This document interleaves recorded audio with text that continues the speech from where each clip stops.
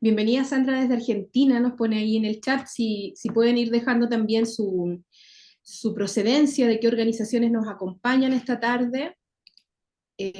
Sería muy útil porque luego nosotros descargamos este chat y tenemos ahí una referencia de quiénes nos acompañaron y de qué lugares están presentes esta tarde. Así que les invitamos a ir dejando ahí su nombre, su organización y su ubicación geográfica. Perdón.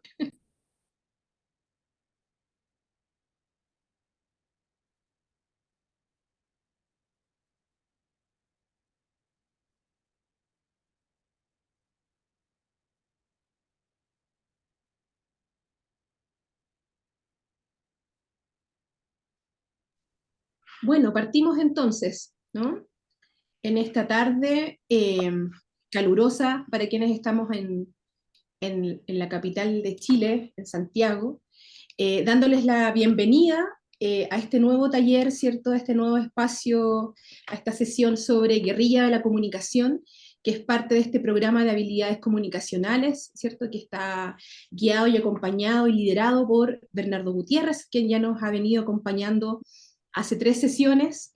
En el día de hoy queremos revisar algunas campañas que han sido inspiradoras, ¿cierto? Provenientes de los movimientos sociales, de activismo y también del marketing, de la guerrilla. Ahí Bernardo nos va a entregar algunas luces, ¿cierto? Y nos va a provocar también para ver cuál es la experiencia que nosotros tenemos en este ámbito. Y nada, invitarles a quedarse, ojalá, toda la sesión, poder participar. Queremos que sea una conversación dinámica, ¿no? Y nuevamente agradecerles el tomarse el tiempo de poder aceptar esta invitación que tiene una meta muy clara, ¿no? Como se lo hemos comentado desde el comienzo, que es poder crear una campaña, ¿cierto? Idealmente para lo que va a ser el Día Internacional de las Personas Migrantes el 18 de diciembre. Así que, sin más, les dejo con la compañía y la orientación ahí de Bernardo. Bienvenido. Somos todas oídos. Bueno, buenas tardes, buenas noches. Bueno, un gusto en esta nueva sesión, que es una de mis favoritas en general. Este taller, seminario de guerrilla de la comunicación, lo he armado pues de México a Argentina, Quito, Brasil, España. Lo he ido actualizando porque las cosas pasan muy rápido y cambian.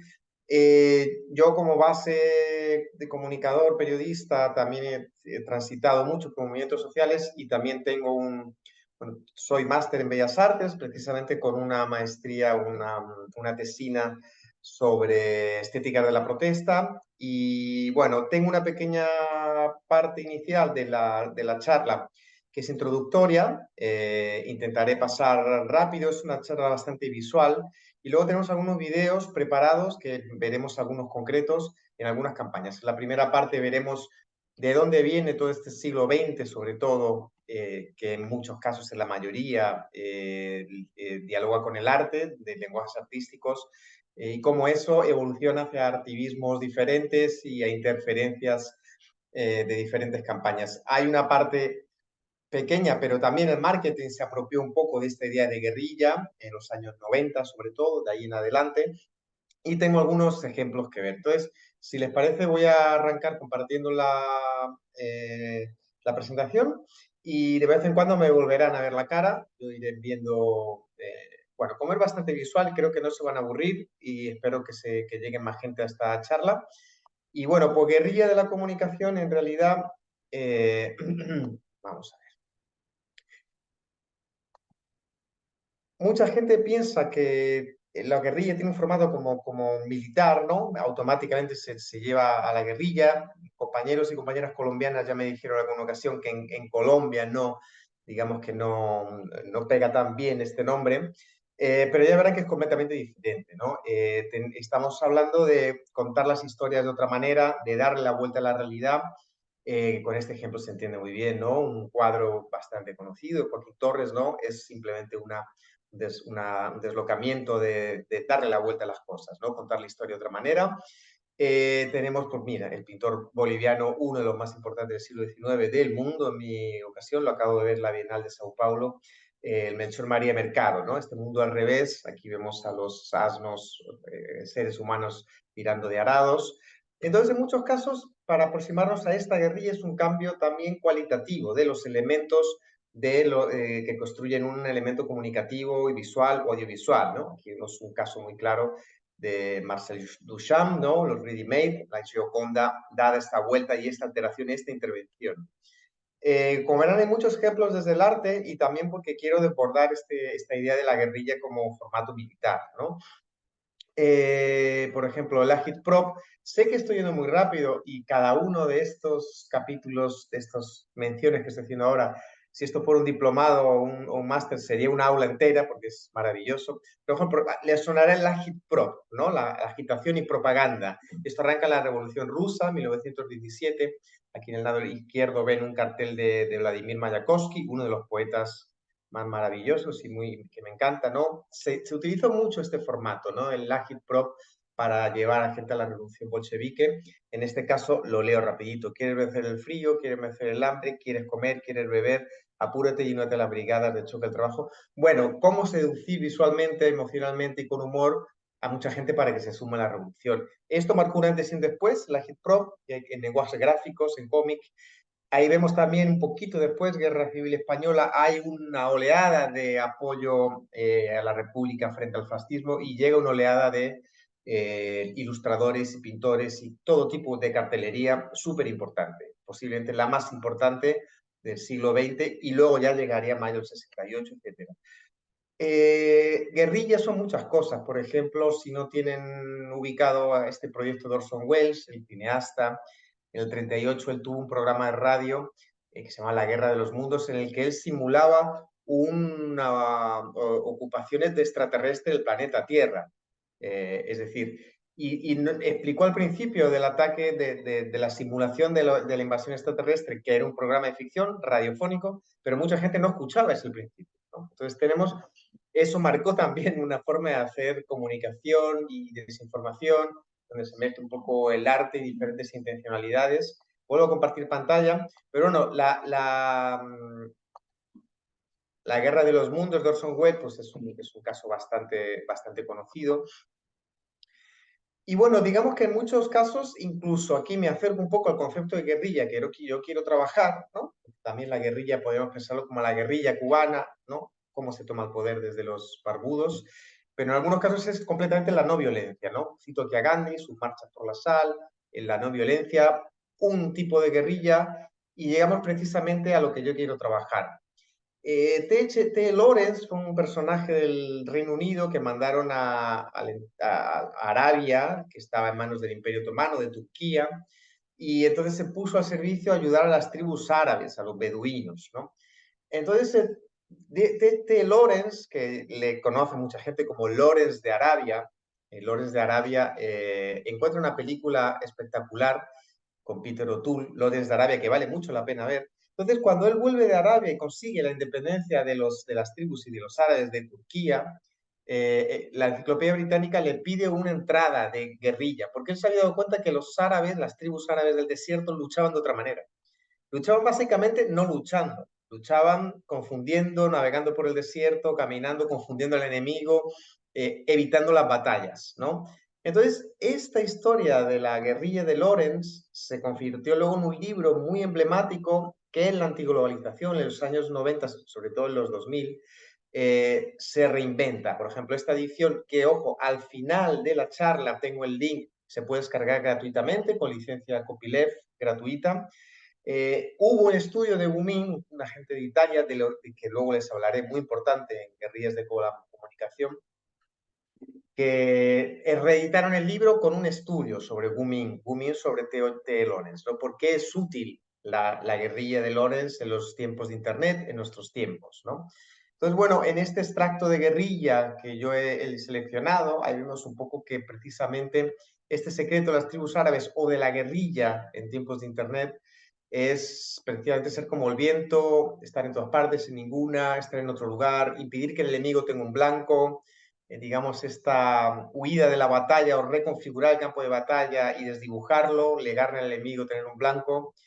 Es la noción de guerrilla que a mí me interesa, no solo a mí, sino a toda una generación de activistas que viene de los años 2000 altermundistas y que se retomó en la última década digital también, ¿no? Esta guerrilla de Lawrence reinventada en los tiempos de Internet. Gumin, de los que luego les hablaré, hablaban de la guerrilla de Lawrence frente al copyright, muchas batallas hacktivistas que ha habido en los últimos tiempos.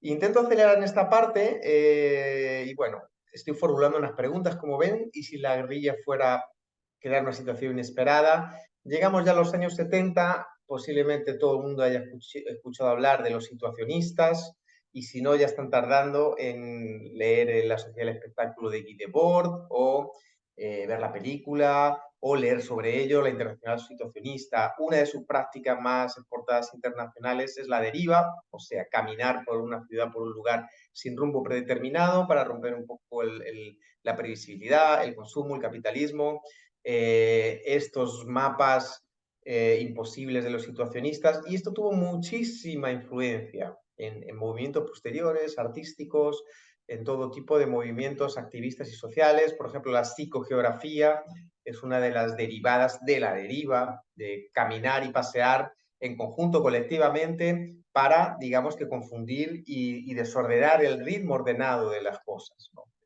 Del capitalismo y del status quo. Este es un libro que surge también en los años 70, reeditado en el 2011-12 y que ha tenido muchísima influencia en todo el mundo. Saul Alinsky fue un activista por los derechos cívicos en Estados Unidos de los años 70 que reinventó las tácticas de guerrilla. De hecho, él hablaba de lo táctico como una descolocación, no de una estrategia, sino la táctica como algo para subvertir el orden y la propia estrategia de lucha.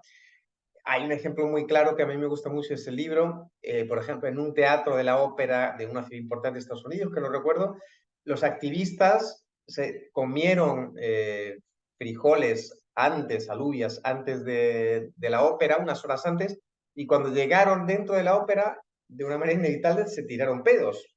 Y eso fue lo que interrumpió la ópera de una manera legal. No hicieron nada violento, no hicieron absolutamente nada, ¿no?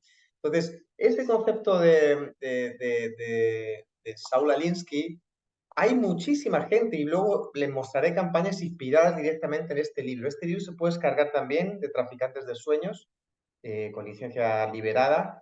Y bueno, es muy, muy recomendable y muy inspirador. En Brasil hay una organización que se llama NOSAS, reciente, que ese es su libro de cabecera. Acciones tácticas de guerrilla para distorsionar y para ser efectivos. Bueno, paso un poco rápido por algunos fenómenos artísticos literarios. El CatCat, el corta corta, William Burroughs, a lo mejor lo ubican por la novela Yonkin, un escritor bastante subversivo, vinculado a las drogas, la psicodelia, a un poeta beat. Él hizo una técnica que es cortar periódicos, frases, párrafos y juntarlas tal cual. Las pegaba y lo que saliera, bienvenido sea. En realidad eso es una técnica dadaísta de los años 20, en la escritura automática.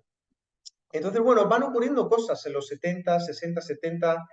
No puedo dejar de hablar desde Brasil, desde el tropicalismo, que a lo mejor lo ubican más en Caetano y en Gilberto Gil, el movimiento musical, pero tuvo una variante gráfica, pictórica, artística muy importante. Rescata el tropicalismo la idea de antropofagismo, de antropofagia, del 1922, una semana de arte moderno en Brasil, en el que se reivindicaba la remezcla, el canibalismo cultural, el agarrar todo lo que viene de fuera, fagocitarlo y transformarlo en otra cosa sin ningún tipo de complicaciones, que es un poco la cultura sincrética brasilera y latinoamericana. Elio Tizica es uno de los personajes más icónicos y míticos. A él le invitan a tener una exposición en el Museo de Arte Moderno de Río, y él lleva una escuela de samba, La Mangueira, desde una favela, intenta entrar en la exposición explicando que esa era su obra, la escuela de samba. La policía no les dejó entrar. Bueno, en fin, genera una serie de situaciones súper interesantes. Elio Tizica es uno de las grandes referencias. Esto a lo mejor les suena, sea marginal, sea héroe. Es algo que se repite y en Brasil es muy cíclico. En las últimas revueltas y en los últimos años vuelven muchas cosas del pasado. Hay gente argentina en la charla. Siluetazo, una acción para reivindicar y luchar contra los desaparecidos de la dictadura argentina, justo al final de la dictadura. Tucumán Arde, un grupo muy importante de acciones vinculadas al situacionismo también, pero otro tipo de acciones muy importantes en el territorio, ¿no? Podría hablar de muchísimas cosas, quiero acelerar porque me interesa más mostrarles campañas. Ya en los 80, finales de los 70, los neoístas están basados en Londres y fue una serie de personajes que inventaron el arte por email, o sea, el arte por cartas, y luego se dedicaron a inventarse grupos de pop y de rock falsos con un nombre abierto, Monchi Katsin. Eran un montón de grupos que grababan maquetas de diferentes ciudades y todos con el mismo nombre. Entonces era una confusión absoluta en las radios, en el sistema cultural. Hay un libro que se llama precisamente, les cito, Guerrilla Cultural, que explica la vida de los neoístas y, bueno, se lo recomiendo mucho, es muy inspirador. Nos acercamos ya más, un poco siguiendo en estas preguntas, ¿no? De cómo usar la fuerza del enemigo, cómo dar la vuelta, el jiu-jitsu, ¿no? Se habla mucho de cómo utilizar estas técnicas. Llegamos ya al llamado culture jamming, finales de los 90, de cómo dar la vuelta y hackear y intervenir marcas, ¿no? Tuvo mucha fuerza pues, Estados Unidos con algunos artistas latinoamericanos. La revista Busters, que posiblemente les suene, Convocantes de Occupy Wall Street, es una revista anticapitalista de Vancouver. Entonces, este tuneo, esta remezcla de cartelería con técnicas de collage para subvertir el capitalismo es algo que sigue siendo muy importante. Les cito de pasada la zona autónoma temporal, Hacking Bay, un autor muy influyente en los movimientos actuales de ocupación urbana. Él habla de la generación de zonas autónomas temporales en las ciudades que sirven para determinada acción y luego se diluyen. No necesitas un edificio para armar una revolución, simplemente zonas autónomas temporales vinculadas a rave parties, a encuentros, asambleas, acciones. Les recomiendo mucho Hacking Bay. No puedo dejar de citar a los zapatistas, la fotografía mía, por cierto, yo estuve en la Lacandona y con Marcos en alguna ocasión, y bueno, creo que sigue siendo una referencia muy importante, narrativa, de construcción de relato, de mezcla de relatos populares, ¿no? Por ejemplo, esta frase, Marcos es gay en San Francisco, negro en Sudáfrica, asiático en Europa, es súper mítica. El hacktivismo, el mundo hacker, tiene sus inicios en el zapatismo, que mucha gente no lo sepa, ¿no? Ricardo Domínguez, mexicano. Entonces, bueno, estoy ya como concluyendo para llegar a nuestros tiempos, pero para explicarles que hubo un siglo XX súper intenso. Luther Blissett, me pongo la cara para que me vean y no se aburren tanto, veo que va llegando gente nueva, fue precisamente un nombre falso colectivo que se inventaron en Bolonia a finales de los años 90 para hacer todo tipo de acciones. Cummins son 5 escritores y se dedicaron a escribir libros, a hacer manifiestos, a firmar cuadros, confundieron totalmente el sistema mediático y capitalista y se convirtieron en una identidad colectiva, que es algo que sigue funcionando bastante en el mundo activista, ¿no? Vinculado a Marcos, a la identidad zapatista. Entonces, Luther Blissett, del colectivo Gumin, que significa sin nombre, es otra referencia importante. Estoy llegando ya al altermundismo, antiglobalización, para aterrizar en nuestras décadas de activismos en redes. Y ahí, sin más, he dividido en varias partes la charla para empezar a ver campañas, ¿ok? Cada una de estas referencias creo que está bien que se profundice. Al final hay una bibliografía en la charla de algunos libros. Está mi tesina de Bellas Artes que habla de bastante de estas cosas, estéticas de la protesta. Llegamos a antiglobalización, el Foro Social de Porto Alegre, desde América Latina tuvo peculiaridades, me gusta lo que ocurría en el Reino Unido, Reclaim the Street, reclama las calles, como llevar la rave party, las fiestas al espacio público, hubo toda una serie de iniciativas muy interesantes y altamente inspiradoras. Naomi Klein, No Logo, manifiesto contra las marcas y el capitalismo, también muy relevante en aquellos tiempos. Este es uno de las bibliografías básicas que está al final de la charla, lo dejo aquí como spoiler, y para que la gente se quede hasta el final y le pida a Vina el link porque se puede descargar y es un manual espectacular. Esto se edita a finales del 99, colectivos de activistas y activistas, sobre todo de Europa, Alemania, España, de diferentes lugares. Está Luther Blissett de Bolonia, que en aquellos tiempos eran los grandes agitadores, Y luego se reeditó en el 2012-13 porque hubo un festival en Barcelona titulado Cómo acabar con el mal, que no nos vendría mal acabar con el mal, ¿verdad? Y bueno, es espectacular. Este libro es muy, muy bueno y cuenta muchísimas campañas del pasado y lo actualizaron con algunas campañas de la década de los 2000, 2010. Eh, bueno, este es el gran gurú del marketing de guerrilla, porque como saben ustedes, el marketing se lo apropia siempre de las cosas buenas de la vida, nos roban todo. Y bueno, es verdad que ha habido cosas súper interesantes dentro de marketing vinculado a marcas, que marcas pueden ser ONGs, puede ser tercer sector, o sea que es interesante también lo que muchas marcas han hecho, sobre todo vinculado al espacio público, en lo denominado marketing de guerrilla. Sin más ahora mismo, bueno, no creo que merezca la pena. Vimos en una charla anterior sobre memética, sobre los memes, sobre la definición de meme, la constelación de objetos que construyen un meme y la necesidad de conseguir mensajes a más largo plazo que los propios memes. Este es el otro último libro de referencia que les dejo, La guerra de memes de Adbusters, Meme Wars. Esto ya es del 2012, después de Occupy Wall Street. Y bueno, algunas de las formatos, ocasiones que nos interesan conocer. El efecto Streisand, para quien no lo conozca, ocurrió cuando Barbara Streisand prohibió que la foto de su casa en Los Ángeles se divulgara en California, no en Los Ángeles, en Internet, y eso provocó con el que muchísima gente divulgara su foto. Dijeron, ah, sí, no nos dejas divulgar dónde está tu casa. Entonces, eso cuando alguien del poder intenta evitar que algo pase y se desborda, es conocido como el efecto Streisand y es deseable desde el lado activista en general. Y de hecho se busca. Bueno, entonces, ¿cómo llegamos aquí? Llegamos ya a prácticamente 20 minutos de charla. He ido muy rápido, pero como insisto, cada uno de estos capítulos podría ser una aula entera. Pero me interesa mucho que nos pongamos a la acción. Entonces, ahora lo he dividido en consejos, está en imperativo, pero son sugerencias. Hackea, lo he dividido en 5 bloques o 6, me perdonan si me equivoco. Aquí si ven esta bandera, esta es de Adbusters, esta la ha hecho Adbusters, de, bueno, cómo remezclar el código. El hacker a todo el mundo le remite un código informático, ¿verdad? Computadores, informático, alguien que hackea, en algún lugar no se entiende del todo. El hacker en realidad es un tipo que mejora el código.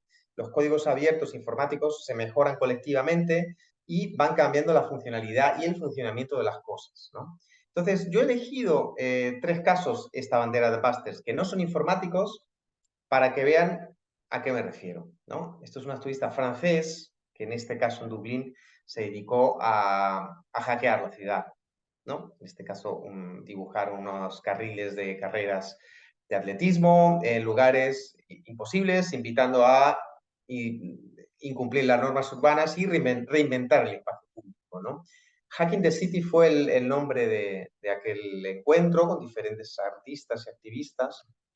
Le muestro otro ejemplo de hackeo, de cómo cambiando elementos de lo que haces, simbólicos y de signos, en este caso, cómo funciona una calle, cuál es el software, cuál es el programa, con toda una serie de órdenes, ¿no? Sintetizadas en órdenes, en señales de tráfico. Y aquí este colectivo de urbanistas se dedican a darle la vuelta a todo, construir en el espacio público mesas y precisamente las señales de prohibido las transforman en sillas y en mesas de encuentro. ¿Qué más hacker que esto, no?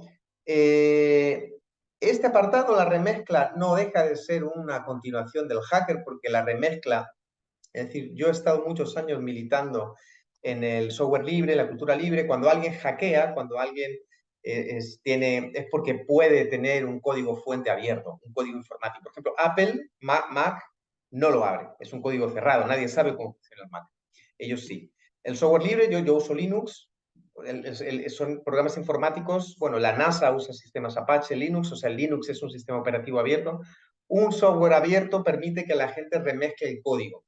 Entonces, de la remezcla del código informático se fue para muchos lugares, para la música, DJs, está vinculado a artes visuales, está vinculado al collage, está vinculado al audiovisual. Entonces, cuando hablamos de remezclar, remezclamos también lo simbólico, no es solo... Pero es verdad que esto tiene su origen desde el mundo hacker, ¿no? En el mundo informático.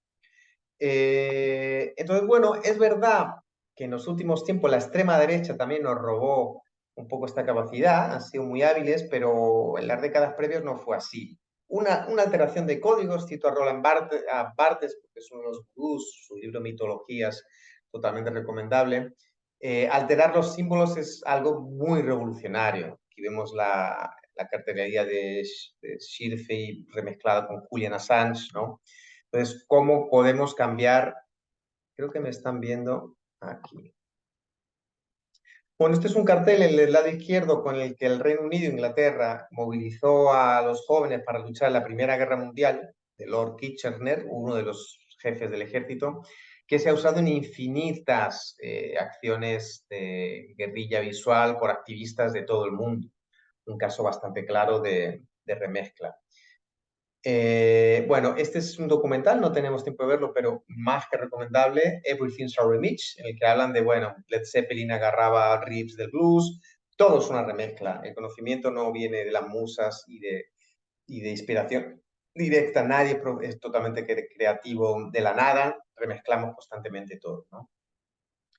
Este es un proyecto de Left Hand Rotation, que es un colectivo español radicado en Lisboa, con bastante trabajo en América Latina, trabaja más con espacio urbano. Este me gustó mucho porque se dedicaron, sin añadir nada a las películas de Disney, se quedaron las películas de Disney, cada una de ellas, con lo dramático, con lo duro, con el dolor, con los golpes. Las películas de Disney contienen mucha violencia también. Entonces ellos redujeron cada película, Pinocho, Blancanieves, etcétera, todas a un vídeo muy cortito donde solo hay hostias, solo hay problemas, solo hay cosas violentas, y desnuda un poco a Disney, ¿no? Y sus jerarquías. Y bueno, esto fue simplemente una alteración del código, una remezcla. Bueno, esto fue la Copa, el Mundial de Fútbol de Brasil 2014. Muy simple, ¿no? Es algo visual, era una publicidad en la calle. Aquí pasamos al primer video, por favor. Esto ocurrió en las Pelé. Se dedicó a... El vídeo está listo. En la revuelta de 2013, cuando era la Copa de las Confederaciones, solo un segundo que lo explico. Pelé salió en todas las televisiones porque estaba todo el mundo en las calles, movimiento del pase libre, movimientos básicamente más de extrema izquierda que otra cosa, pidiendo derecho urbano, transporte público, cuestiones urbanas sobre todo, y el transporte público estaba todo totalmente desbordado. Y Pelé salió con un discurso diciendo, bueno, olvídese de las calles, somos el país del fútbol y volvamos a ver el fútbol en la televisión y en los estadios. Y surgió esta remezcla, este remix que me gustaría que pusieran mis compañeros, muy cortito, en el que la gente alteró el discurso de Pelé y que era otra cosa completamente diferente. Por favor, ¿lo podemos ver? Ó, quem está falando aqui é o Edson, é o brasileiro que está aqui. Bom, eu vou pedir mais uma vez, como eu já pedi a semana retrasada, vamos esquecer toda a seleção, mesmo que a seleção vá bem, vamos vaiar a seleção, vamos apoiar todas essas manifestações, é o nosso país, é o nosso sangue, vamos apoiar até o final. É essa a minha mensagem. Bueno, es maravilloso, realmente le corta y dice, bueno, vamos a dejar de apoyar a la selección brasilera, vamos a olvidarnos de la selección brasileña, vamos a apoyar a todas estas manifestaciones y sigue a todo el mundo en las calles, por favor. Y bueno, fue un viral espectacular, ¿no? Esto es digamos, es un ejemplo muy claro. El audiovisual suele funcionar bastante bien. Ahora quiero que veamos este perdón. El siguiente video, por favor, se titula Rajoy, el antiguo presidente de España, es Iron Man, ese es el título. Lo que de mí se dice es falso. Salvo alguna cosa. Lo digo Gleichen. muy bien. Queridos amigos, yo soy Iron Man. Es cierto, nunca he presumido de ello, pero que se sepa, Iron Man es de España.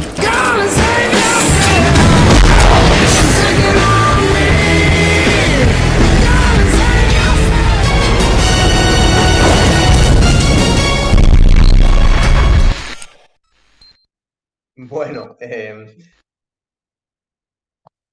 Ahora, si me dejan compartir. Bueno, esto fue, el contexto es en el mayor caso de corrupción del Partido Popular, de la derecha española, de aquel caso Gürtel y todo aquello. Y él le preguntaron, y bueno, era tan absurdo que él dijera que no sabía nada, que le montaron este video muy divertido y bueno, realmente bastante mítico. Estoy compartiendo ahora pantalla. Le voy a mostrar algunos casitos más de remezcla. Esto fue en Río de Janeiro, las bicicletas del banco Itaú, que son público-privadas, bueno, financiadas por un banco, en diferentes ciudades de Brasil. Lucha, es una remezcla visual muy básica del logo de Itaú, que es uno de los bancos privados más importantes de Brasil y vinculado a gente más o menos complicada. Este caso me gusta mucho porque lo lanzó Greenpeace y hubo un momento en el que British Petroleum estaba con un vertido de petróleo gigantesco en el Caribe, cerca de New Orleans, y no asumía su culpa. Bueno, el caso es que Greenpeace incentivó un rediseño del logo de British Petroleum. Entonces fue brutal porque llegaron logos de diseñadores de todo el mundo con mensajes súper contundentes y muy potentes. En este caso fue evidentemente una organización con fuerza, que sale en redes y tiene capacidad para movilizar a gente muy potente. Y digamos que con una remezcla del logo de British Petroleum consiguieron mucho más que con manifestaciones en la calle y otro tipo de presiones, ¿no? Esta campaña es muy bonita, muy súper potente. Llegamos, bueno, a contar historias. No sé cuántos de acá estuvieron en la charla del relato, de la construcción del relato, ¿no? Cito a Gumin, el colectivo italiano, construir historias. Pero, en fin, pienso que contar historias siempre es interesante y se pueden contar de maneras sintéticas. Vimos toda una charla sobre ello. Voy a mostrar algunas campañas muy concretas. Esto fue Preta Revolter. Esto fue durante la antiglobalización. Hubo un encuentro importante en Barcelona, del G8, no recuerdo muy bien, pero digamos que un colectivo llamó a las agencias que estaba en el Museo de Arte Contemporáneo de Barcelona, con artivistas de todo el mundo. Había tanta represión policial que se inventaron una serie de... y lo contaron en vídeos, y lo contaron con una especie de artefactos y de trajes para ir a manifestarse y protegerse de una manera muy divertida, con globos inflables, de la policía. Entonces consiguieron contar una historia violenta, darle la vuelta y contar otra, y consiguieron de hecho interferir bastante en la propia violencia policial que dejó de ocurrir, ¿no? Entonces, cómo contar una historia puede alterar el ritmo de las cosas. De nuevo, nuestros amigos de Gumin, que yo soy muy fan y he leído todas sus novelas, y bueno, tienen un libro maravilloso también de contar historias vinculado al activismo. Ellos inventaron en aquellos tiempos una especie de bloque para ir a las manifestaciones con un traje blanco, que es un mono blanco. Ya no es el mono de los obreros y de los operarios azul de las fábricas, simbolizaba un poco la época del precariado, la época de la inseguridad de los trabajadores, de toda gente dispersa, de freelance. Entonces, bueno, se inventaron todo un relato, toda una estética para llegar a las manifestaciones vestidos de monos blancos y darle un poco de sentido a la dispersión, ¿no? Entonces consiguieron contar una historia con un artilugio narrativo simbólico. Yuri Firmeza es un artista que se inventó un artista falso japonés, lo envió a la Bienal de Fortaleza, de su ciudad natal, se inventó toda una serie de obras de diferentes artistas, lo puso bajo ese nombre y le aceptaron participar. Y luego descubrió que en una nota de prensa que ese nombre que él se había inventado en japonés significa artista inventado. Y bueno, contó una historia básicamente para denunciar la superficialidad del mundo del arte, ¿no? De cómo realmente opera el mundo de arte más pop o más comercial. Esta campaña me gusta mucho de la Quadrature du Net, que es un colectivo francés que trabaja por privacidad y libertad de Internet. Hubo una serie de leyes internacionales, SOPA, PIPA, para censurar Internet fuertemente hace aproximadamente una década. Y si ven solo este cartelito de de Internet, es tan maravilloso que te cuenta la propia historia. No censuren Internet, ¿no? Visualmente están contando algo de una manera súper sintética. Pasamos a uno de mis favoritos y que tiene que ver completamente con guerrilla, con la guerrilla de Lorenz, con el manual de guerrilla de comunicación. Descolocar el tablero de, ¿no? Fíjense, cito a Lorenz de Arabia, Ahí vemos la imagen a Mickey Mouse y amigos disfrazados de policías. Creo que una de las cosas más importantes en la guerrilla comercial es descolocar el tablero del juego, llevarlo a otro lugar.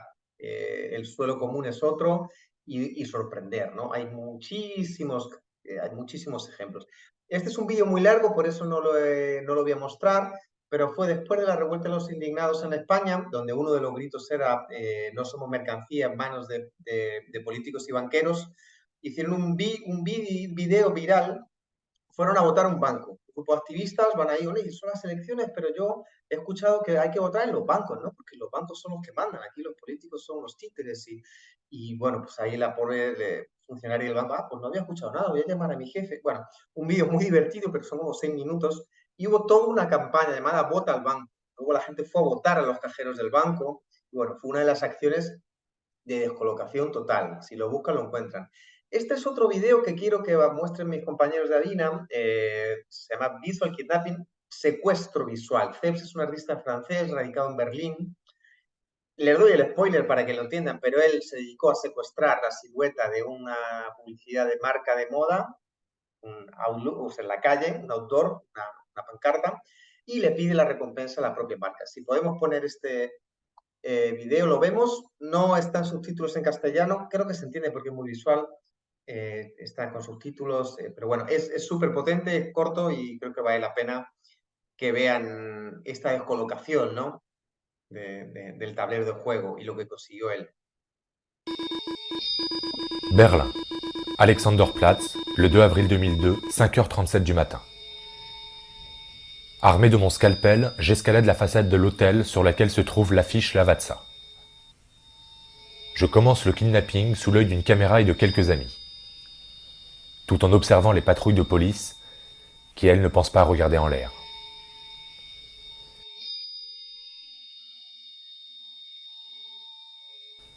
Visual kidnapping. Pay now. Bueno, recorta la pancarta. 1h30 plus tard, l'otage, l'image de la femme sur l'affiche, est en ma possession. Y les pide el repuesto, les pide un valor. Ahora veremos. Le lendemain, je réalise l'affiche de l'exposition à suivre. Affiche qui reprend la photo du panneau après mon intervention et une photo de l'otage découpée et ligotée. J'y ajoute la demande de rançon et colle cette affiche dans tout Berlin. Le jour du vernissage, à la galerie Rebel Minds, je poste le doigt de l'otage au siège de la marque à Turin, en Italie. Une semaine plus tard, suite à la diffusion d'un documentaire sur une chaîne de télévision allemande et d'articles dans la presse relatant l'opération, la police vient faire une perquisition dans la galerie. Mais l'otage était déjà en lieu sûr, dans la salle d'un musée suédois, le Mellby Art Center. La direction de Lavazza n'apprend que 3 semaines plus tard l'opération.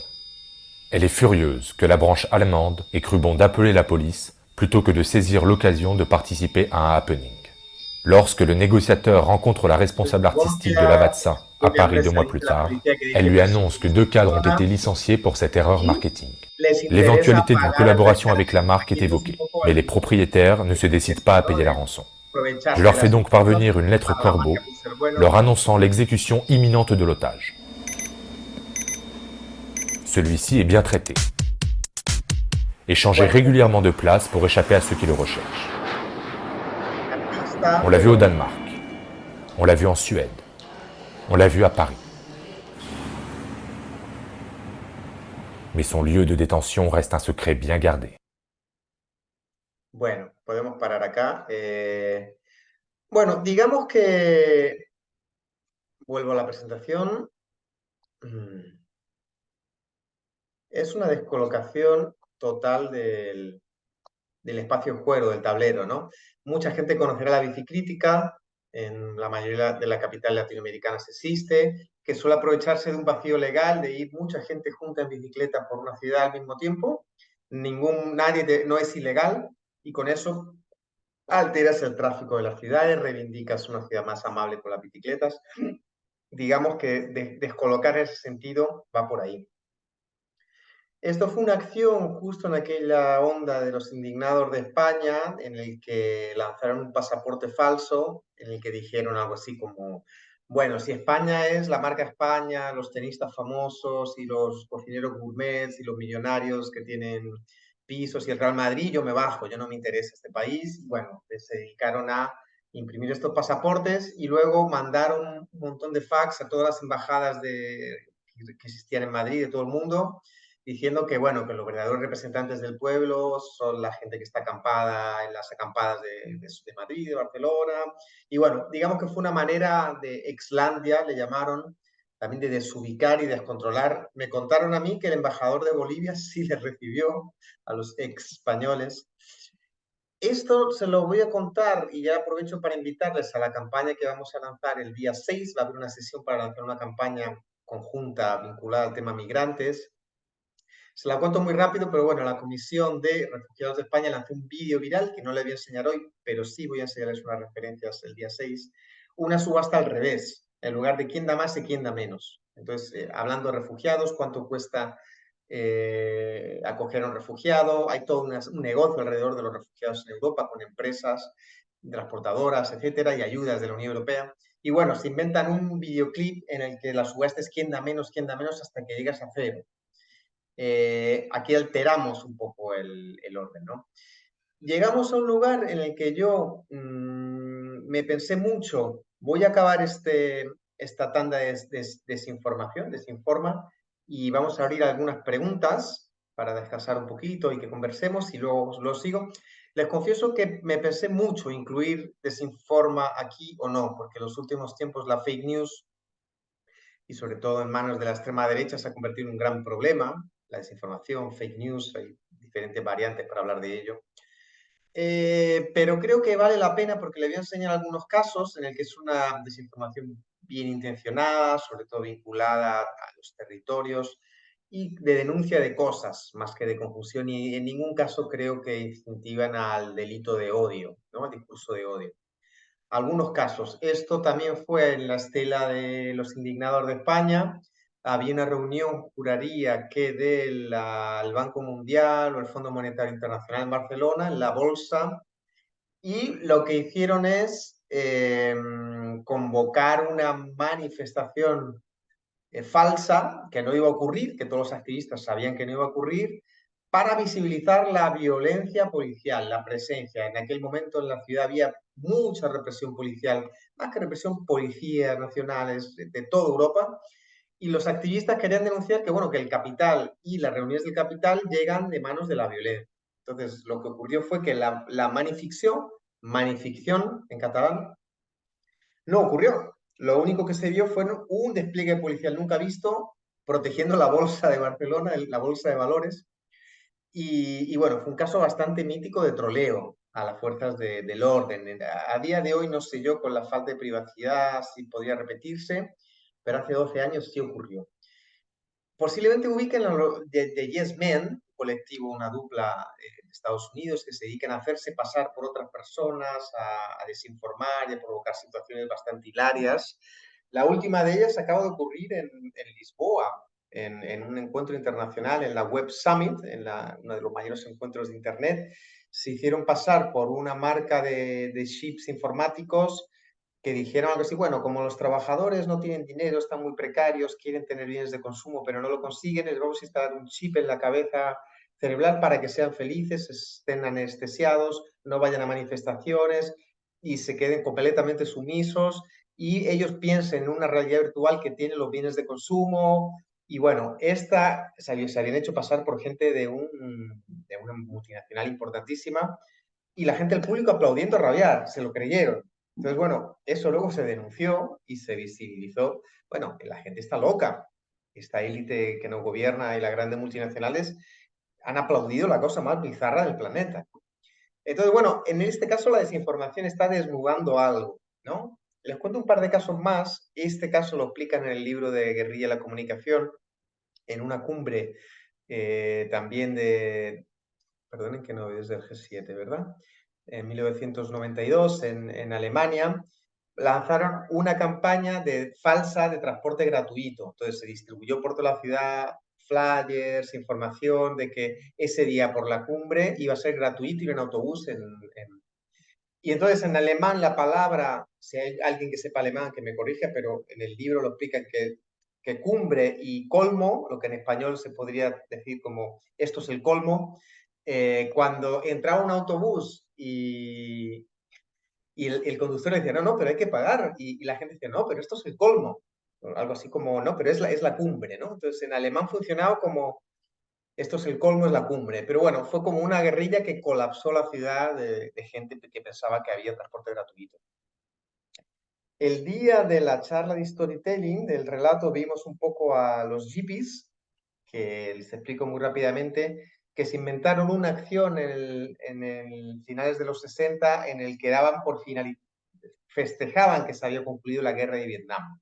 Había acabado. Entonces era una alegría contagiosa, no había internet, no podía la gente verificar la información, no había pantallas en Times Square y montaron como una fake, un gran fake que era celebrar de una manera visceral. Estaba los poetas beatniks entrando en las panaderías, abrazando a la gente, se acabó la guerra, se acabó la guerra. Y eso genera un deseo, genera una posibilidad, ¿no? Esa mentira abre un poco, la utopía es mentira, ¿no? Entonces, hasta qué punto lo fake puede abrir algo, futuros deseables.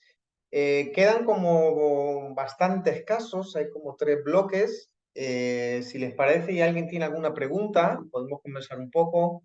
Yo veo un poquito de agua, que como ahora así digitalmente tengo que hablar mucho. Yo he hecho casi todas las veces que hice este taller fue presencialmente, donde hay como un encuentro físico más divertido y más relajado y con más tiempo, ¿no? 3 horas, luego una mañana, una tarde de acción. Pero bueno, no sé si tienen algún comentario sobre lo que hemos visto ahora y si no, bueno, pues vamos siguiendo y al final tenemos un buen espacio para el debate.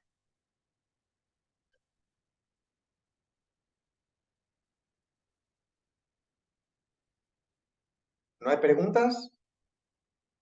¿Seguimos pues? Sigamos. Dale, bueno. ¿Sí? Sí. ¿Seguimos pues? Dale. Bueno, en estos imperativos, sugerencias, el juega, el jugar, lo lúdico.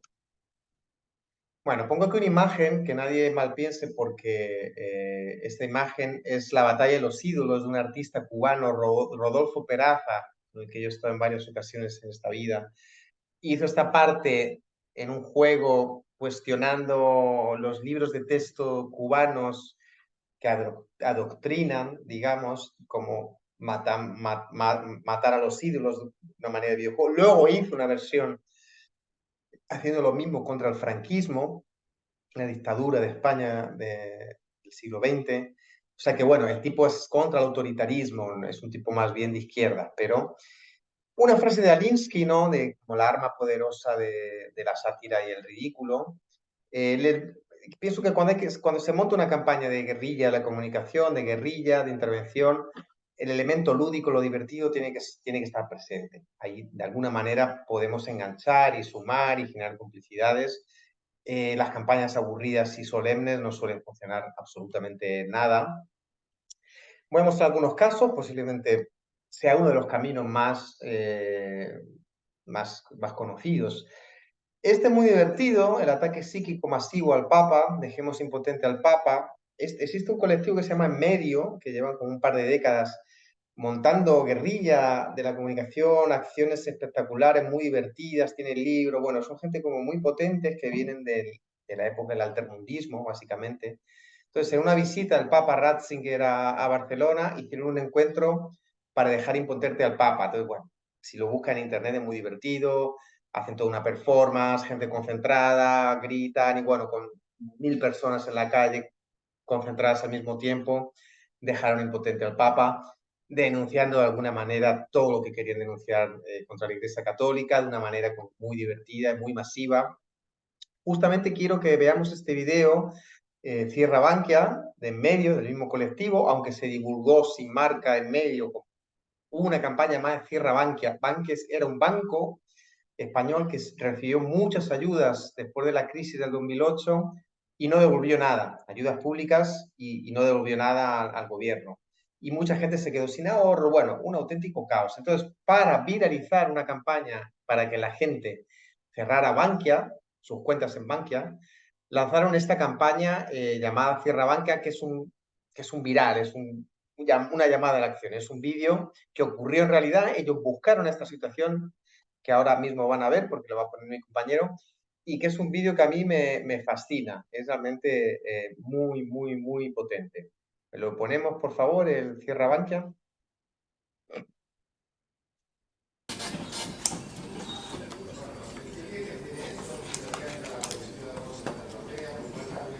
Vale, pues entonces María Pantalla, filmilla, por favor, por ahí. Una persona cerrando su cuenta. Esto es el otro.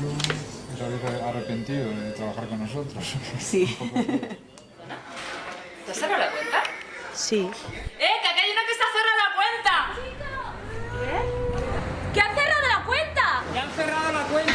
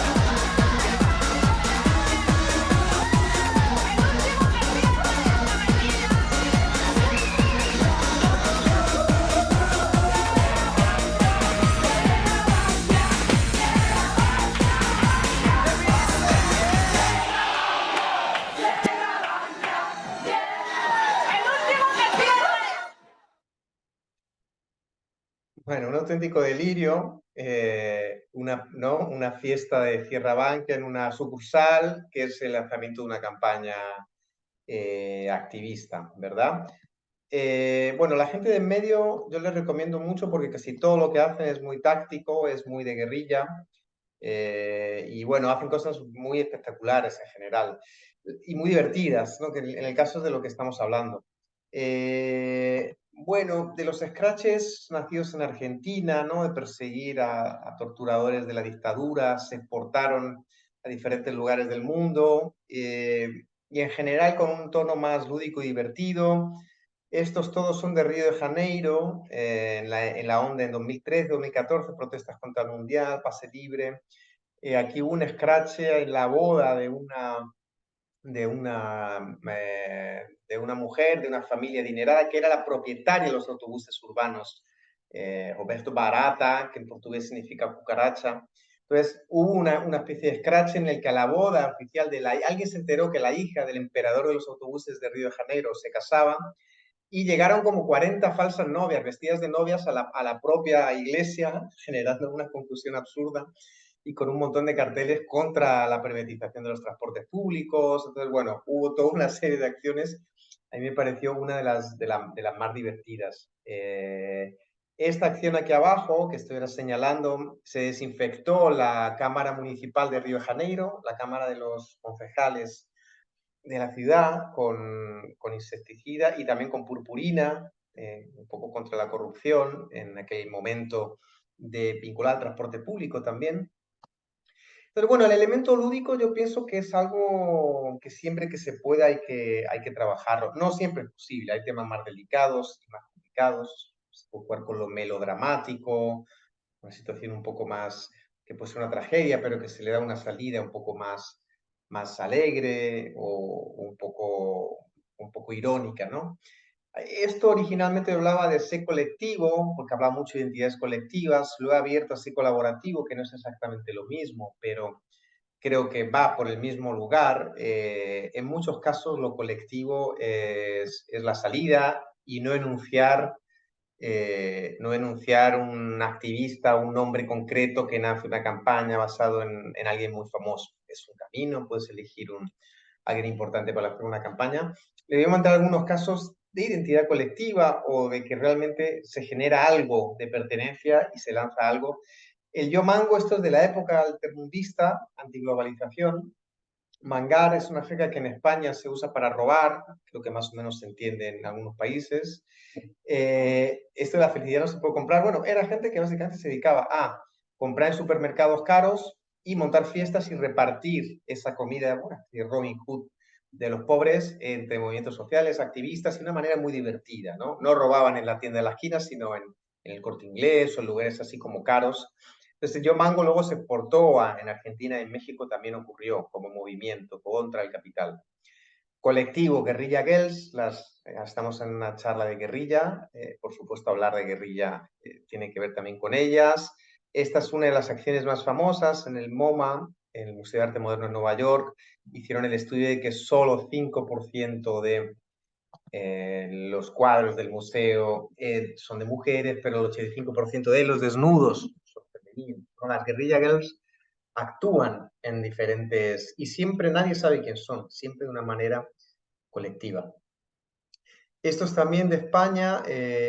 Ariadna Pi era una identidad colectiva que se inventaron para convocar acciones, en aquel momento por el derecho a la vivienda. Entonces, gente que tenía dificultades para conseguir una casa, incluso de alquiler, se fueron a Ikea, una marca de ropas, de muebles sobre todo, y se ocuparon el lugar y durmieron por la noche, ¿no? Esto desde una identidad colectiva, llamada Ariadna Pi.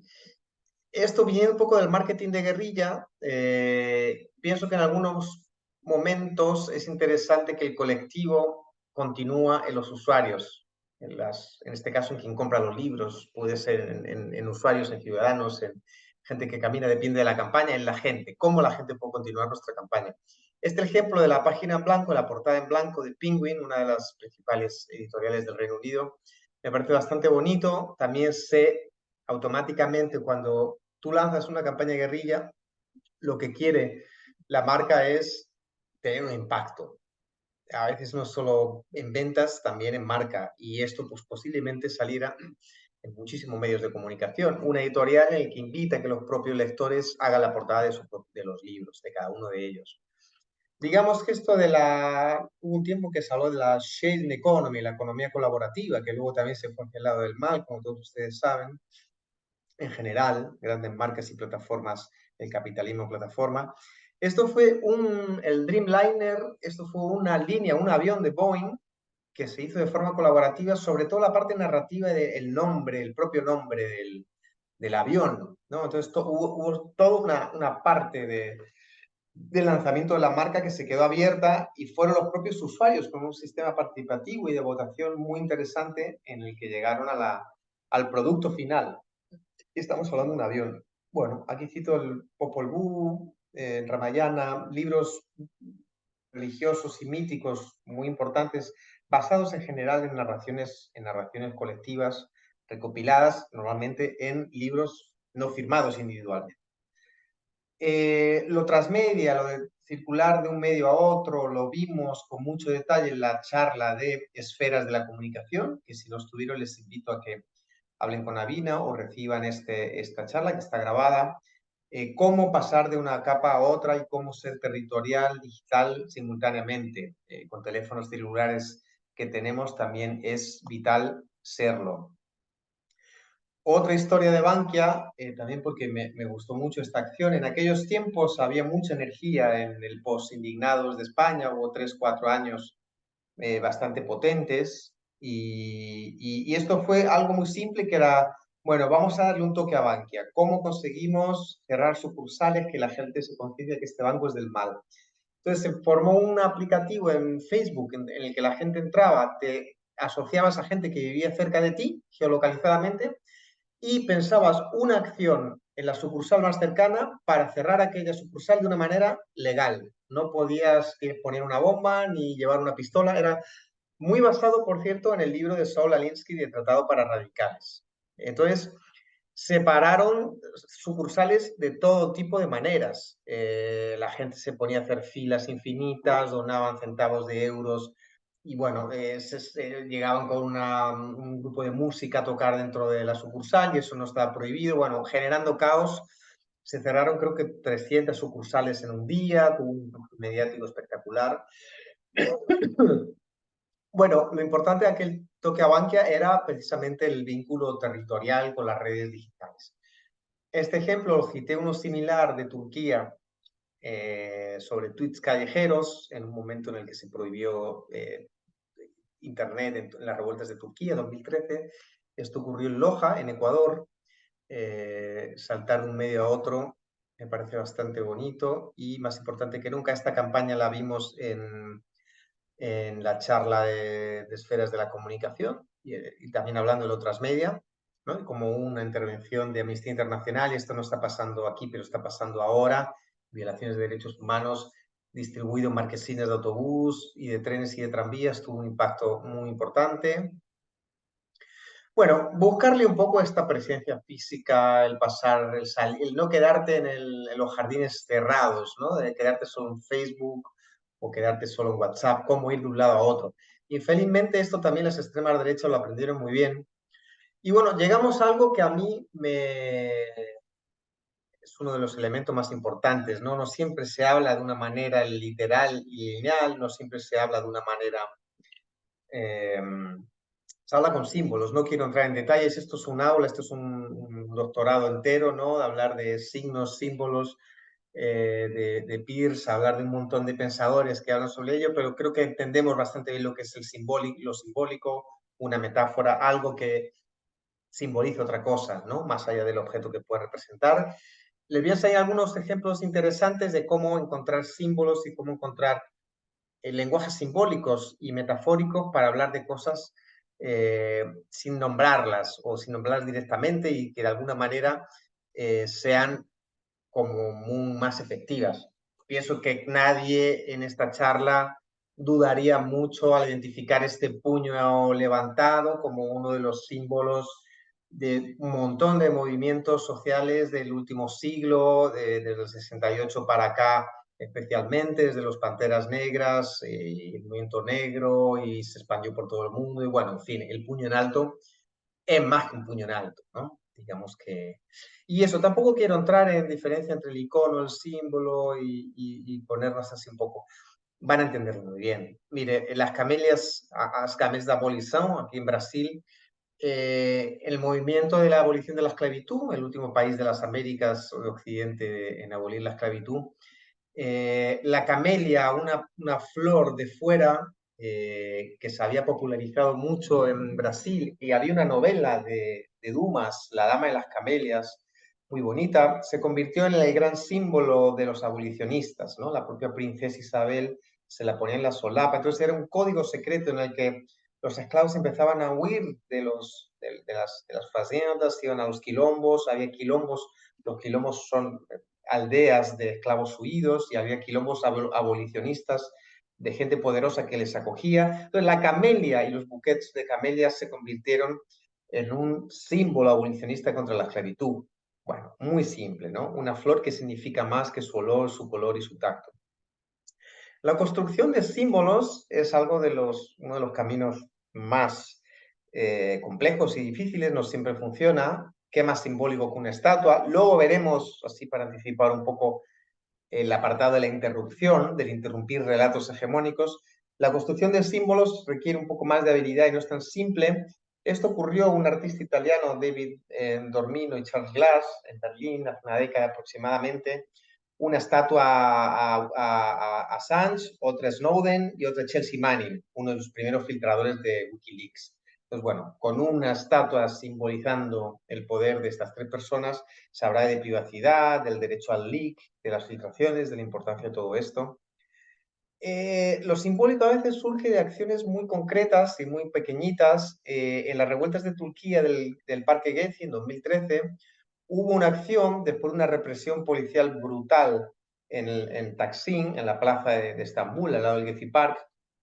El Duran Aram, un artista performático del teatro, se quedó quieto frente a la bandera de Turquía, horas y horas y horas. Y llegó la policía y le preguntaba, él no hacía nada, le empezó a rodear gente, empezó a circular en Twitter, en Internet, se empezó a hacer viral y la gente empezó a imitarle. Aquí vemos a la derecha ya gente alrededor de él en Taksim parada, se convirtió en un grito mudo, en una postura de denuncia al gobierno, al autoritarismo y a la violencia. Y esta performance del hombre quieto, que es lo que significa Duran Aram, se expandió por todo Turquía, ¿no? Vemos a gente parada en los coches, en la autopista, mujeres. Fue una acción potentísima. Hablo de ello dejo el link de mi tesina de Bellas Artes sobre estéticas de la protesta. Este es uno de los casos que estudio. Bueno, Turquía, estamos de nuevo en 2013, en las revueltas de Gezi Park, muy inspiradoras, sin duda. Aquí vemos como una imagen fotográfica, esta mujer vestida de rojo, la mujer de rojo, no la de Stevie Wonder, sino otra, le echan gas y ella no se aparta. Entonces, esta imagen se hizo muy viral, ¿no? De una mujer joven, estudiante, luego se supo que era universitaria, profesora, creo. Se convirtió en un símbolo de las protestas. Todo tipo de carteles en los baños, en el suelo. Aquí vemos un cartel donde la gente podía poner su cara y transformarse en la mujer de rojo, portadas de revistas. Adbusters hizo esta portada y lo tradujo al inglés para dialogar, entre otras cosas, con las revueltas de Brasil, del Brasilir en aquella época. Entonces, bueno, como un acto y un gesto, una postura, una imagen se convierten en algo simbólico. Aquí les voy a hablar de la huelga de colores. La huelga de colores fue algo que ocurrió en Brasil en 1954, en el Salón Nacional de Arte Moderna. ¿Qué ocurrió? Gobernaba Getúlio Vargas, todavía era el año final de Getúlio Vargas, de hecho él se suicidó ese año. Había algunas medidas para tasar con impuestos a productos que venían del exterior para reforzar la industria nacional, pero en algunos casos no funcionaban, como la pintura de los pintores. Entonces, Iberê Camargo, un pintor gaúcho de Porto Alegre, lideró una revuelta para pedir que se desonerara las pinturas de los pintores plásticos, porque se había convertido en imposible pintar, ¿no? Estaban matando el arte. Entonces, para este Salón Nacional se conoce esta acción como la huelga de colores porque hubo como 300 artistas que mandaron cuadros. Fue la mayor repercusión en cuadros del Salón del Arte, de Arte Moderna en Sao Paulo. Y todos en blanco y negro, no había color, no hubo un cuadro con color. Entonces, de repente, de la nada, vino el blanco y negro. Y claro, el recado de esta manera simbólica, narrativa, metafórica, se pasó automáticamente, se desoneraron los impuestos de las pinturas. Entonces, esta huelga de colores fue bastante potente. Les voy a mostrar ahora unos cuantos billetes que se han intervenido de muchísimas maneras en muchísimos lugares del mundo y que es un elemento muy simbólico también por el poder que tiene el dinero y como símbolo propio del capitalismo. Este que estamos viendo nació un poco a la estera, la atmósfera de Occupy Wall Street. Les voy a traer un montón de billetes diferentes. Bueno, aquí abajo a la izquierda, esto es obra de un artista, posiblemente el primero que intervino billetes.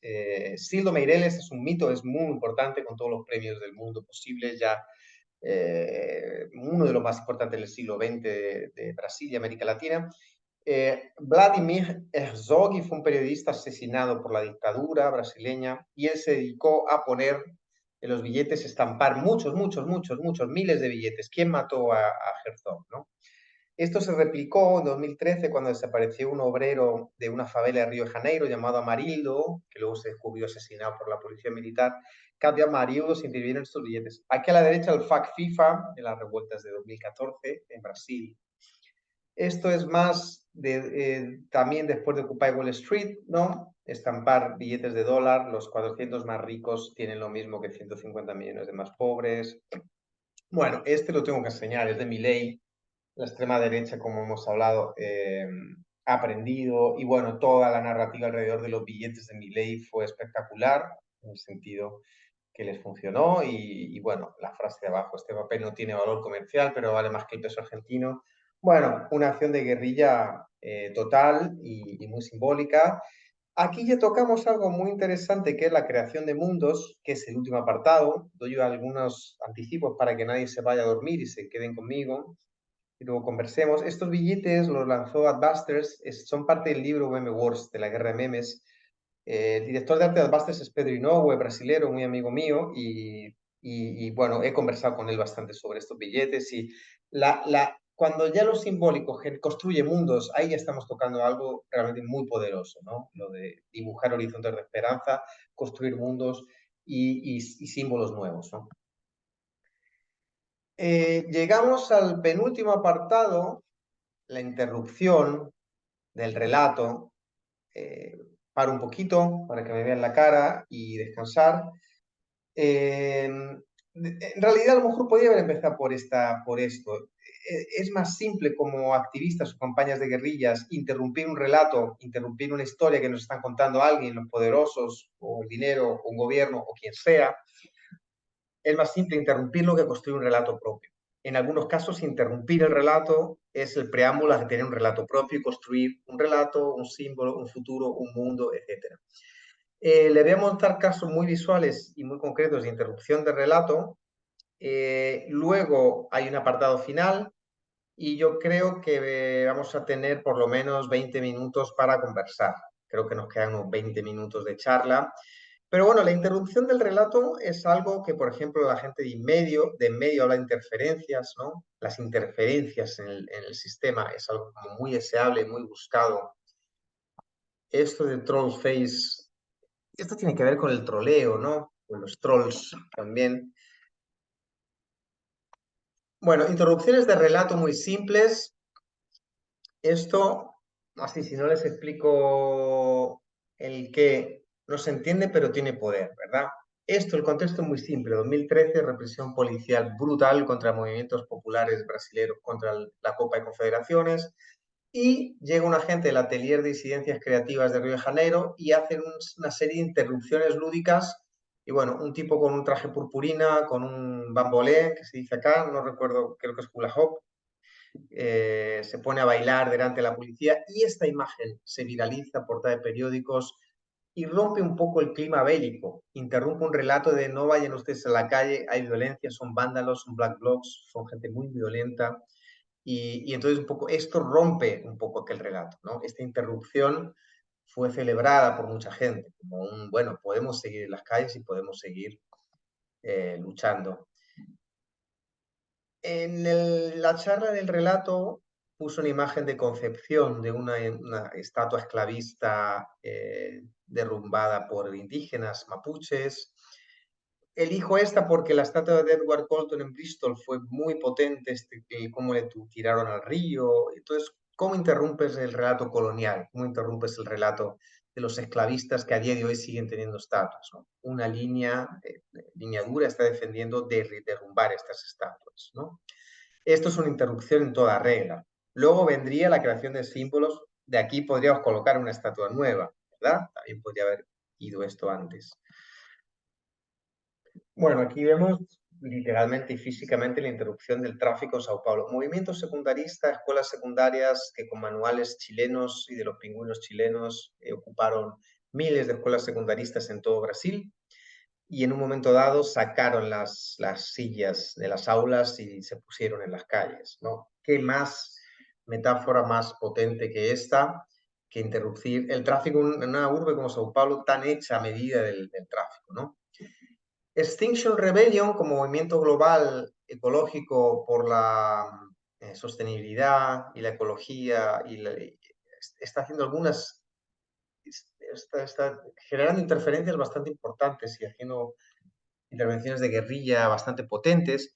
Esta de no habrá, que está en un montón de idiomas, there will be art, no habrá arte en un planeta muerto, con diferentes, la chica de la perla de Vermeer, el Greco, el caballero en el pecho. Esta es la parte más light, porque saben que hay acciones contra cuadros más potentes. Están diciendo que, bueno, amigos, dense usted cuenta de que el mundo se está acabando, o sea, no hay vuelta atrás. Y decir que no habrá arte es una forma de decir que no habrá más planeta, que moriremos y que esto se va al carajo. Luego, verdad que hemos visto atacar a la Venus del espejo de Velázquez, que está en la National Gallery en Londres, están protegidas con un vidrio, o sea, no se rompe la tela. Hubo una acción en el Museo del Prado contra la Goya, las majas de Goya. Ha habido ataques contra diferentes cuadros, la Gioconda. Entonces, bueno, Extinction Rebellion está con esta acción de guerrilla, de interrumpir el relato del arte como algo intocable, inmutable y eterno, ¿no? Y precisamente juega con eso. El mundo se acaba. Aquí dos casos de época muy diferentes. Los Pink Blocs empezaron a ocurrir en Praga en 2001, en aquella ola altermundista de protestas en la que había manifestaciones en cada encuentro del G7, del Fondo Monetario Internacional, del Banco Mundial, y también había violencia policial y el llamado Black Bloc, de acción de guerrilla, que, en fin, los Black Bloc destruyen el mobiliario urbano vinculado al capitalismo como táctica. De hecho, ellos se definen como una táctica, ni siquiera como un grupo. Entonces el Pink Bloc rompió un poco aquel clima y generó, la primera vez que apareció fue en Praga en 2001, es esta foto de aquí en el lado izquierdo. En el lado derecho es un Pink Bloc de Río de Janeiro 2014, protestas contra el Mundial, el mismo Atelier de Disidencias Creativas de Río de Janeiro. Entonces, épocas diferentes, estamos interrumpiendo un relato de violencia y de policial yendo hacia otro lugar, ¿no? Llegamos un poco al último apartado, que es el más complejo, el más complicado, el más difícil de crear mundos, la esperanza, el mundo propio, el horizonte en positivo, la utopía más que la distopía. En los últimos tiempos se está jugando mucho con la distopía para denunciar cosas, pero no se está consiguiendo formular utopías y mundos posibles. Entonces, la creación de mundos es un poco un universo, un lugar muy deseable, en el que casi todas las campañas deberían proponerlo. Esta frase de Úrsula K. Le Guin, de la que soy yo fan y redento, es muy interesante, de cómo entrenar la imaginación a la premonición y la empatía. Sobre todo a los chilenos no tengo que explicarles la Ops Room, ¿no? de la cibernética chilena de Salvador Allende, ¿no? Una sala desde la que se controlaban vía Telex la producción de las empresas nacionalizadas por Allende, pero ahí vemos esa estética de construcción de mundo propio. Yo he escrito un texto reciente sobre ello a raíz de la exposición que hay en el Centro Cultural de la Casa de la Moneda de Santiago. Yo soy muy fan de Eduardo Agualusa, que es un escritor de Angola, muy imaginativo, con una construcción de mundo muy potente. El arranque de esta novela, el año en que Zumbi tomó Río de Janeiro, Zumbi es el líder de los esclavos huidos, de los quilombos, a partir del siglo XVIII, es el gran héroe de los esclavos huidos, uno de los grandes nombres reverenciados por la población afrodescendiente, y él genera una imagen del futuro de un comando negro de traficantes de favelas en el que no están luchando por el tráfico de drogas, sino por un país más justo y con un manifiesto contra el gobierno, con la justicia social. Yo cito este comando negro en otro texto vinculado a imágenes de futuristas desde el sur global, y les enseño algunos casos de intervenciones artísticas de creación de mundos. Los Congo Astronauts a mí me encantan, gente que camina vestido de astronautas en medio de Kinshasa, en el Congo. Aquí vemos la Agencia Palestina del Espacio, ahora con esta ofensiva y genocidio tan terrible que está ocurriendo en Gaza y parece que en Cisjordania también.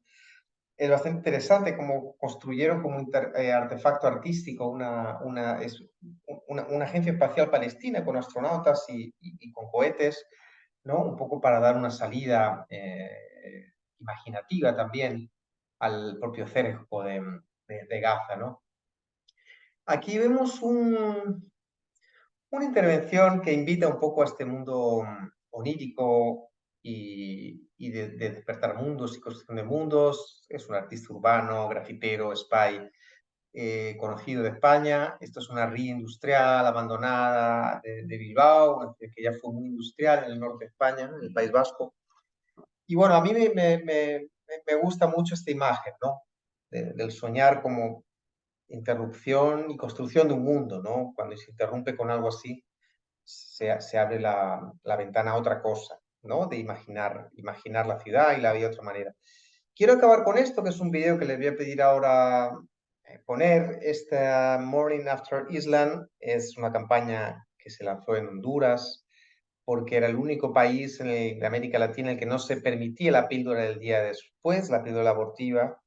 Y fue una manera de denunciar. Se construyó una isla de madera en aguas internacionales, saliendo de Honduras, en el mar hondureño, ya en aguas internacionales, y una persona relevante y conocida de Honduras tomó la píldora el día después en esta isla. Por favor, ponemos el video y es muy potente, lo explica bastante bien, este video de esta campaña.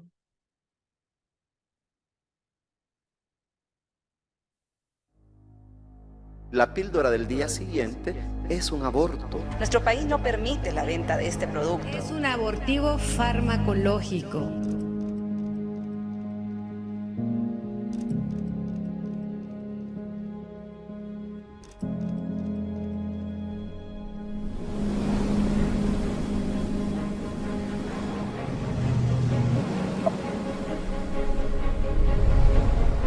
No tenemos alternativa, por lo que construimos la nuestra.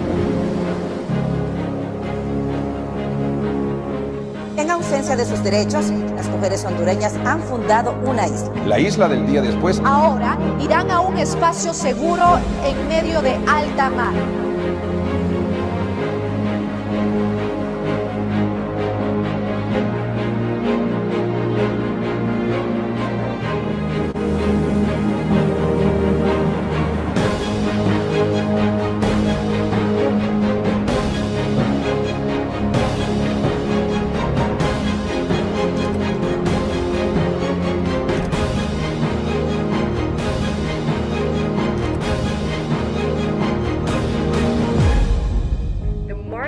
Island, a trip to the future of Honduras, 4 metros cuadrados con más libertad de reclamar nuestros derechos. A creative solution for Honduran women.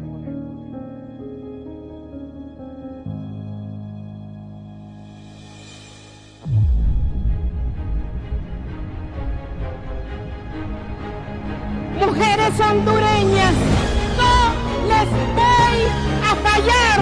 Voy a defender sus derechos. Cuenten conmigo.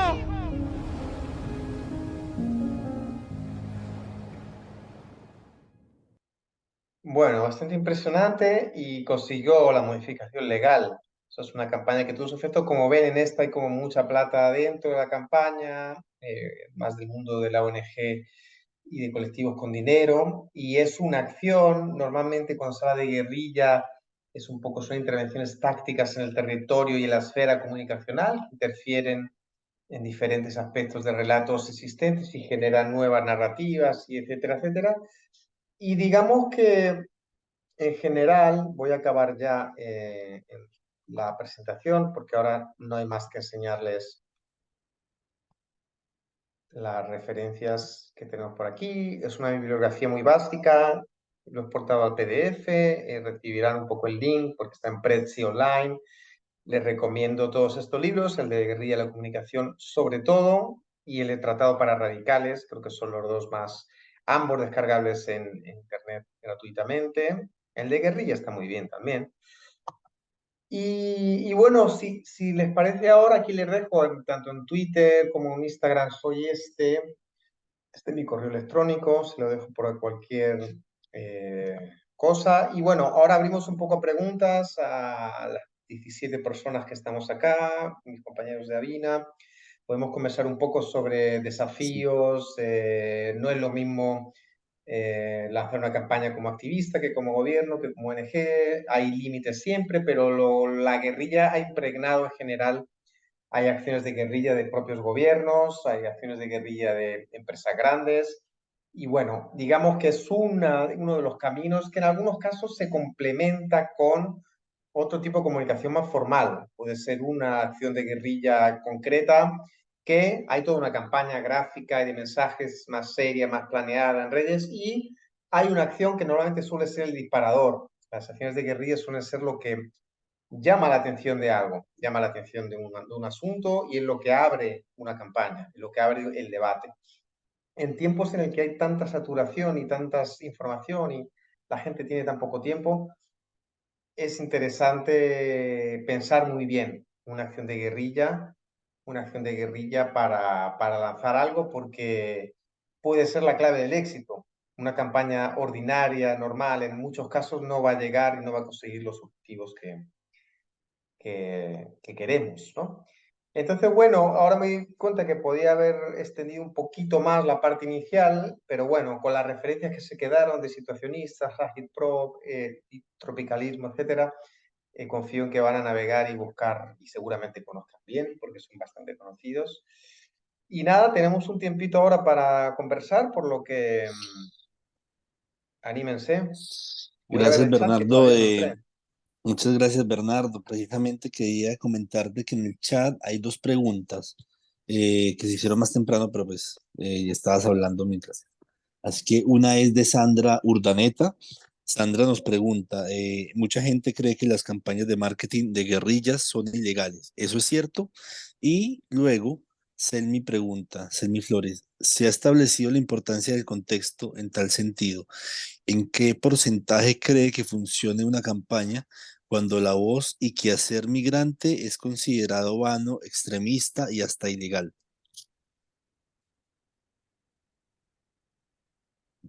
Las dos preguntas están en el chat. No sé si entendí. La de migrantes, ¿hasta qué punto es aceptable una campaña pro migrantes o por la propia voz migrante? ¿Esa es la pregunta? Estoy buscando en el chat a ver si consigo. Dice, si quieres respondamos la primera. Mucha gente cree que las campañas de marketing son ilegales, marketing de guerrillas son ilegales. ¿Es cierto eso?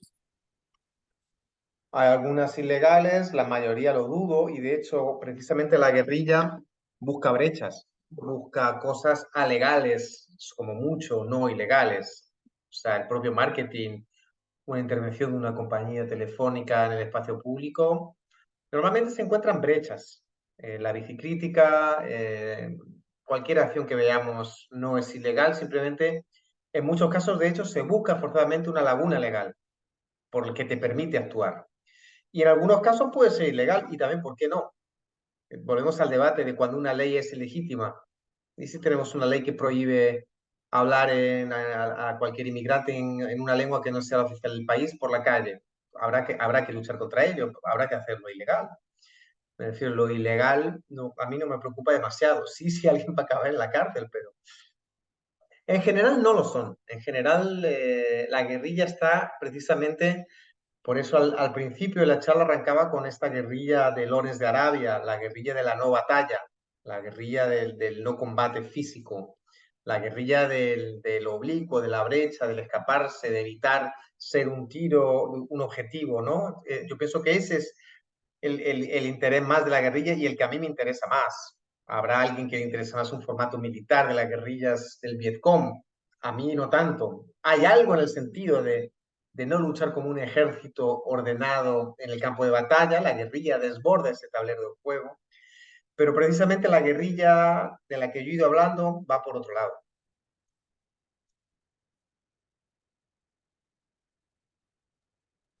Bueno, y la otra es, la otra pregunta es, ¿en qué porcentaje cree que funciona una campaña cuando la voz y quehacer migrante es considerada vana, extremista y hasta ilegal?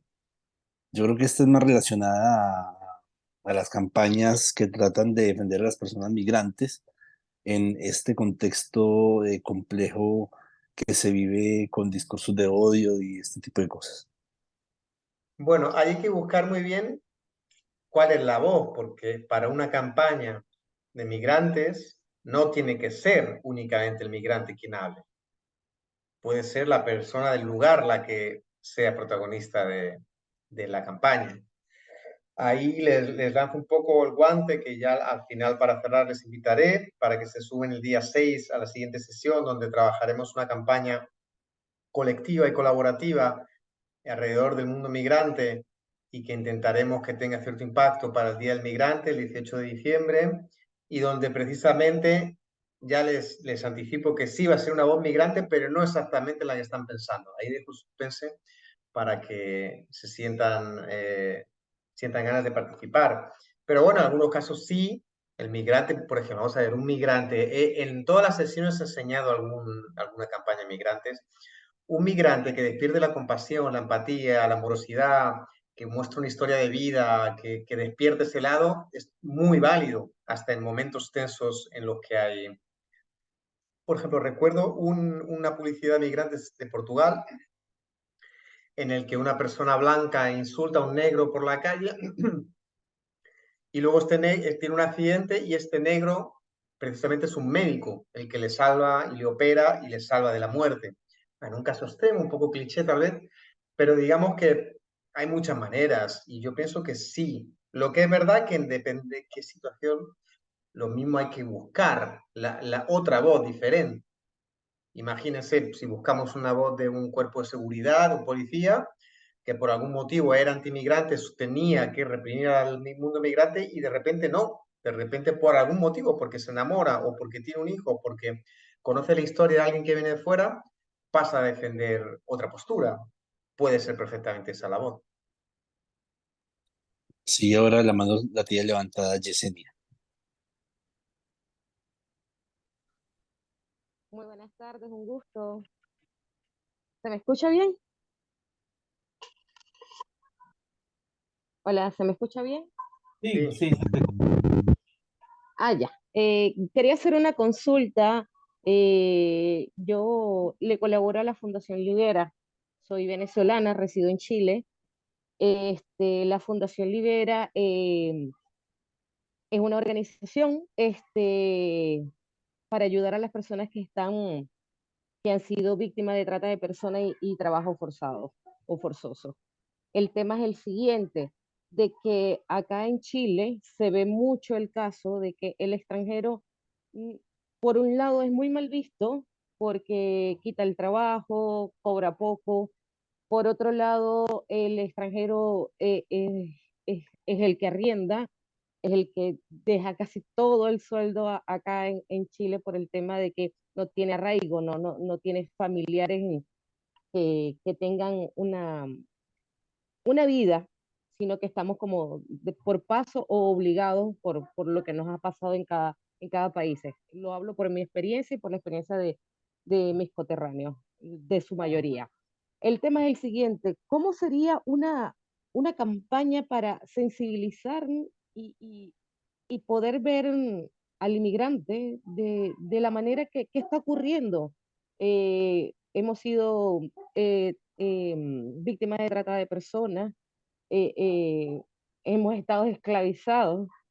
Nosotros de verdad hemos pasado por mucho y muchas personas inmigrantes están pasando por esto en este momento, pero solamente sabemos de que hay que sensibilizar, hay que captar la atención de las personas para que todos nos podamos unir, perdón. Entonces yo hice una prueba y abrí unas redes fuera de la fundación, o sea, casi personales, pero públicas, donde copio la información que pone la fundación y le coloco música, le coloco otras cosas, las envío por grupos de migrantes, las envío directamente por ONG y han tenido muchas visualizaciones. Y el último experimento que hice fue por TikTok y ha tenido muchísimas visualizaciones y la gente ha podido ha podido dar su opinión. ¿Qué me recomendaría? Muchas gracias.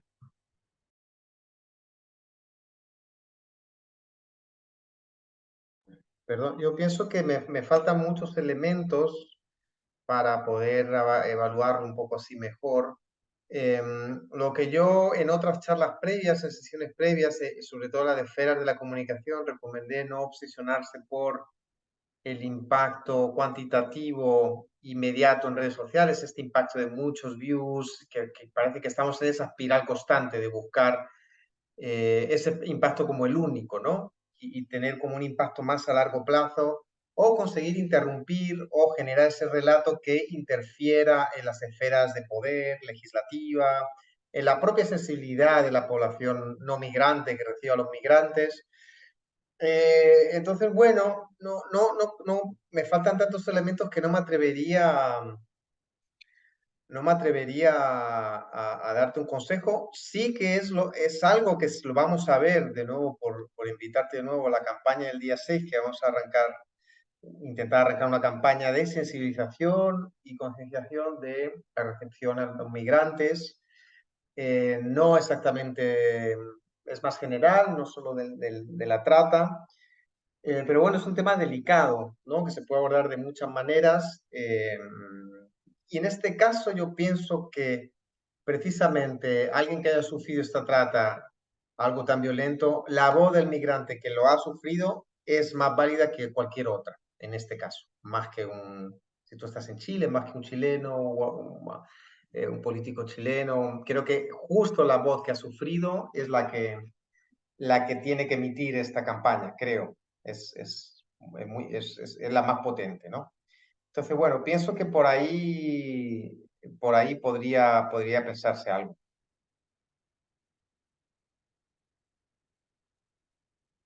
Muchas gracias, Bernardo. No sé si podemos encender la cámara un momento para sacar una fotografía, quienes puedan, antes de seguir con las preguntas y que se vayan saliendo.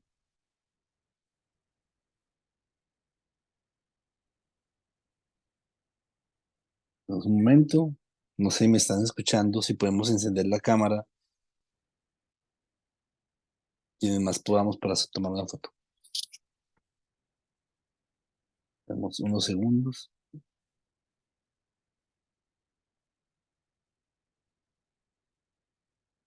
Eso.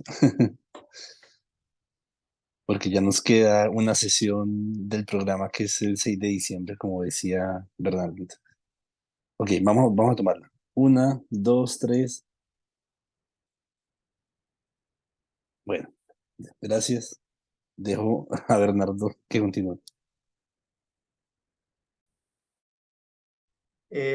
Bueno, pues nada, veo que no hay más preguntas. Fue un gusto, un placer. Uy, que estoy aquí. Share screen, no. Perdón, me equivoqué. Estoy dando a compartir. Voy a dejar de compartir. Entonces, bueno, espero que les haya servido todas las sesiones, la construcción de relato, esferas de la comunicación, tuvimos otra conversación más interna, esta de guerrilla, que a mí se me quedó corta y es verdad que digitalmente es más complicado que estar presencialmente, porque puedes haber hecho interrupciones y haber continuado incluso con alguna campaña concreta. Y bueno, pues les invito a que se sumen a la sesión próxima de la semana que viene, de la semana del 6. Vamos a trabajar una campaña, el 6 es miércoles, ¿verdad? Tenemos una idea que les compartiremos ese mismo día, que está abierta y que esperamos que todos ustedes aporten ideas. Es bastante apropiable, sirve en general para todos quienes actúan en el mundo migrante, en defensa del migrante, el refugiado. Y ahí veremos cómo activar esa capa colaborativa para expandirlo en redes y no solo. Y nada, pues bueno, un gusto, muchas gracias por el interés, por estar hasta el final de la charla y les espero sin más que, bueno, la siguiente sesión dará pie a la apertura de esta campaña. Tenemos unas 2 semanas, un poco menos, para trabajarla. Habrá por lo menos una sesión en medio entre el lanzamiento de la campaña y la campaña. Y yo creo que podremos ver a nivel práctico todo de lo que hemos hablado, desde la construcción de relato, las esferas de la comunicación, la guerrilla, ver qué necesitamos, recogeremos un poco opiniones de todo el mundo y ver cómo lo ponemos en práctica, que en el fondo es lo más divertido, ¿no? Cuando se arma una campaña con ganas y con mucha gente involucrada, se puede tener un impacto importante. Y en esos casos, bueno, yo he participado en muchísimas campañas, tanto más institucionales como activistas, y bueno, siempre es un gran momento, ¿no? En algunos casos se te va el control y tiene un impacto mucho más grande del planeado. Por lo que nada, les invito a que se sumen en la próxima sesión del 6, también a pedir cuando reciban el email de Avina que les enviarán con los materiales de todas las sesiones, de las 4 sesiones y también que consulte la bibliografía. En esta propia presentación hay muchos ejemplos que creo que pueden chequear y verlo con más detalle. He pasado rápido, lo sé, pero bueno, en fin, es así el mundo digital. Aún así llevamos prácticamente 2 horas, hora y 45 de charla, no está mal. Y nada, sin más, muchas gracias de nuevo y les espero el día 6.